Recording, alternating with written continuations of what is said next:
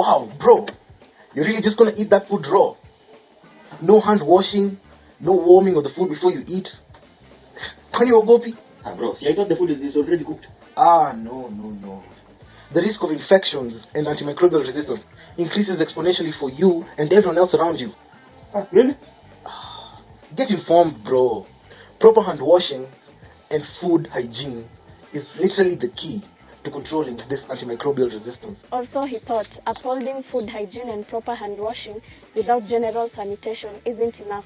The sanitation of your surroundings is significant in the control of microbes. Regular cleaning of house surfaces and washing clothes and dishes with disinfectants controls the spread of microbes. If we observe proper general sanitation, we will be free from this. Also, she thought, cleaning the surfaces in our surroundings is still not enough if we are to continue with drug misuse. How often do you follow the prescriptions to the letter? The misguided thought that an overdose or an underdose is okay depending on the situation is wrong. Avoiding over-the-counter drugs and self-medication is the way to go. We'll be all good on antimicrobial resistance if you follow that. Or so he thought. If we get everything done right in the human dimension and neglect the animals, then we're still at risk. Animals that we use as food, such as poultry, should be well taken care of. If we use measures such as vaccination and a clean environment, then it will go a long way in management of antimicrobial resistance. Prevention is better than cure. How do I mean? Vaccines are an important tool in fighting the MR. A vaccine directly blocks the transmission of pathogens that cause infections.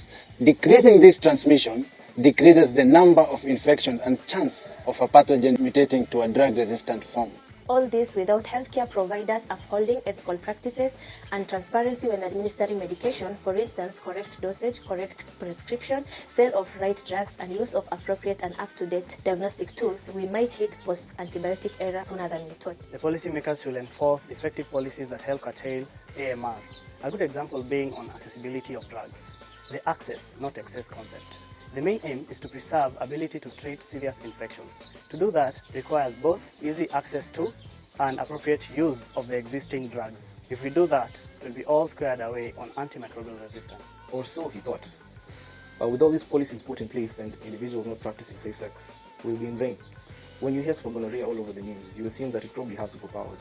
But no, this is a strain of gonorrhea that is resistant to the conventional antimicrobial therapy, and it is spread through unprotected sex.